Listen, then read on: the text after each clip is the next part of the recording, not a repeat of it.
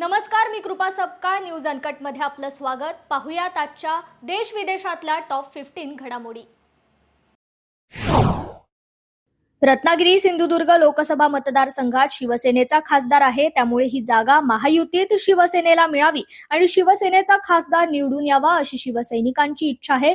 मात्र महायुतीत शिवसेनेचे प्रमुख नेते व मुख्यमंत्री नामदार एकनाथ शिंदे जो उमेदवार देतील त्याच उमेदवाराला आम्ही निवडून आणून लोकसभेत पाठवू अशी ग्वाही राज्याचे उद्योग मंत्री व रत्नागिरीचे पालकमंत्री नामदार उदय सामंत यांनी दिली आहे. पुण्यात महाज्योती पीएचडीचा पेपर फुटीचा प्रकार समोर आलाय. विद्यार्थी यामुळे संताप व्यक्त करत आहेत. त्यांनी परीक्षेवर बहिष्कार टाकून हा संताप व्यक्त केलाय. आम्ही संशोधन करू की फक्त पेपरच देत बसू, असा संतप्त सवाल विद्यार्थी करतायत. या सर्व प्रकारामुळे सावित्रीबाई फुले पुणे विद्यापीठ सेट विभागाचा निष्काळजीपणा दिसून आलाय. नाशिक जिल्ह्यातील मनमाडमधील ट्रक चालकांनी पुन्हा संप पुकारलाय. हिट अँड रन कायद्याविरोधात पुन्हा एकदा स्टेरिंग छोडा आंदोलन मनमाडमधील ट्रक चालकांकडून करण्यात आले. परंतु कुठल्याही वाहतूक संघटनेने या संपाची अधिकृत जबाबदारी स्वीकारली नाहीये. या आंदोलनामुळे उत्तर महाराष्ट्र, मराठवाड्यासहित इतर जिल्ह्यांमध्ये इंधनाचा तुटवडा निर्माण झालाय. गुजरातची राजधानी गांधीनगरमध्ये आजपासून व्हायब्रंट गुजरात ग्लोबल समिट सुरू झालंय. 10 ते 12 जानेवारी दरम्यान चालणाऱ्या या जागतिक शिखर परिषदेचे उद्घाटन पंतप्रधान नरेंद्र मोदी यांच्या हस्ते करण्यात आले. या गुजरात व्हायब्रंट समिटमध्ये अदानी समूहाचे अध्यक्ष गौतम अदानी म्हणाले की आम्ही 5 वर्षात गुजरातमध्ये 2 लाख कोटी रुपयांची गुंतवणूक करणार आहोत. ते म्हणाले की आम्ही कच्छमध्ये जगातील सर्वात मोठे ग्रीन पार्क तयार करू आणि गुजरातमध्ये 1 लाखांहून अधिक रोजगार उपलब्ध करून देऊ. पंतप्रधान नरेंद्र मोदींचं कौतुक करणं काँग्रेसचे नेते कार्ती चिदंबरम यांना चांगलंच महागात पडलंय. या कृतीबद्दल काँग्रेस पक्षाकडून त्यांना कारणे दाखवा नोटीस बजावण्यात आली आहे. तसेच या नोटिशीला 10 दिवसांच्या आत उत्तर देण्याचे आदेश त्यांना देण्यात आले. कार्ती चिदंबरम हे काँग्रेसचे दिग्गज नेते पी चिदंबरम यांचे पुत्र आहेत. एका मुलाखतीमध्ये कार्ती चिदंबरम यांनी सांगितले होते की राहुल गांधी यांच्या तुलनेत पंतप्रधान नरेंद्र मोदी हे अधिक लोकप्रिय आहेत. हेच विधान आता कार्ती चिदंबरम यांच्यासाठी अडचणीचं ठरलंय. अयोध्येत उभारण्यात येणाऱ्या राम मंदिराचं काम अंतिम टप्प्यात आलंय. या भव्य दिव्य मंदिराची देशभर चर्चा सुरू असून या मंदिरासाठी दिवस रात्र कर्मचारी काम करतायत. या मंदिराला सुवर्ण जडित दरवाजा लावण्यात येणार आहे. मंदिराला असे एकूण 14 सुवर्ण जडित दरवाजे लावण्यात येणार आहेत. मीडिया रिपोर्टनुसार हैदराबादच्या अनुराधा टिंबर इंटरनॅशनल कंपनीच्या कामगारांनी राम मंदिरासाठी सुवर्ण जडित दरवाजे तयार केलेत. 22 जानेवारी रोजी रामलल्लाची प्राणप्रतिष्ठा होणार आहे. देशभरात त्याचा उत्साह सुरू आहे.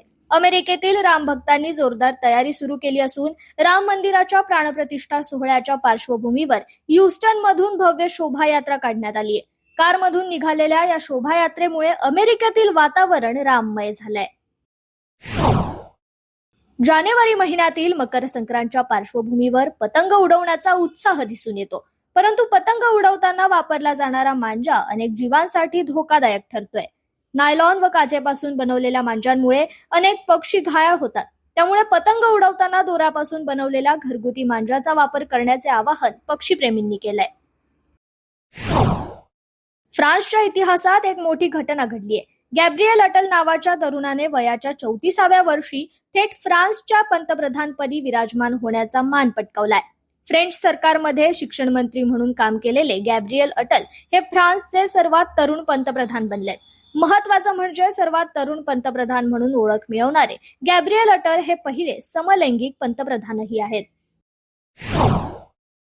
जम्मू काश्मीरची हिवाळी राजधानी श्रीनगरमध्ये यावर्षी अद्याप बर्फवृष्टी झाली नाहीये. स्कीइंगसाठी प्रसिद्ध असलेल्या गुलमर्गमध्ये अजूनही दुष्काळ आहे. त्यामुळे तिथे भेट देणाऱ्या भारतीय आणि परदेशी पर्यटकांची निराशा होतीये. बर्फाच्छादित खोऱ्यांसाठी प्रसिद्ध असलेल्या गुलमर्ग आणि पहलगाममध्ये बर्फ न पडण्याची ही पहिलीच वेळ आहे. दरवर्षी साधारणपणे या ऋतूमध्ये गुलमर्ग बर्फाने झाकलेला असतो, पण यंदा मात्र गुलमर्ग शहर कोरडे पडलंय.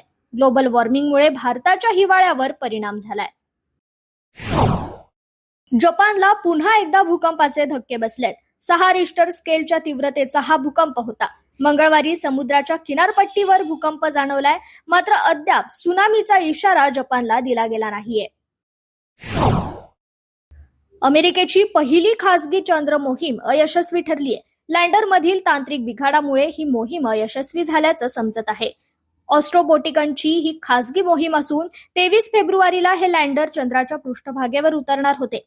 परंतु रॉकेटच्या इंजिनमध्ये बिघाड झाल्याने ही मोहीम अयशस्वी ठरल्याची प्राथमिक माहिती समोर येते. त्यामुळे अमेरिकेचा 51 वर्षानंतरचा हा प्रयत्न फेल ठरलाय. उद्यापासून भारत विरुद्ध अफगाणिस्तानची T20 मालिका सुरू होणार आहे. भारताचे दिग्गज फलंदाज रोहित शर्मा व विराट कोहली या सामन्यात खेळताना दिसतील. बऱ्याच कालावधीनंतर ते या टेस्ट क्रिकेटमध्ये खेळणार असल्यामुळे त्यांच्या चाहत्यांमध्ये प्रचंड उत्साह दिसून येतोय. केरळमधील एका तरुणीने तब्बल 140 भाषांमध्ये गाणं गाऊन वर्ल्ड रेकॉर्ड केलाय. गिनीज बुक ऑफ वर्ल्ड रेकॉर्डमध्ये तिच्या या कार्याची नोंद करण्यात आली आहे. या तरुणीचं नाव सुचेता सतीश असून तिने UAE दुबई येथील आयोजित कॉन्सर्ट ऑफ क्लायमेटमध्ये तिची ही कला सादर केली आहे. तिच्या गाण्याची ही व्हिडिओ सध्या सोशल मीडियावर धुमाकूळ घालतीये. मिकी माऊस आणि मिनी माऊस ही 100 वर्षांपूर्वी तयार करण्यात आलेली कार्टून पात्रे अद्यापही लोकप्रिय असून आता ही पात्रे कॉपीराईटच्या बंधनातून मुक्त झाली आहेत. अमेरिकेतील कायद्यानुसार डिझनेच्या या लाडक्या पात्रांवरील खासगी हक्क संपुष्टात आला असून आता त्यांचा इतरांनाही वापर करता येणार आहे.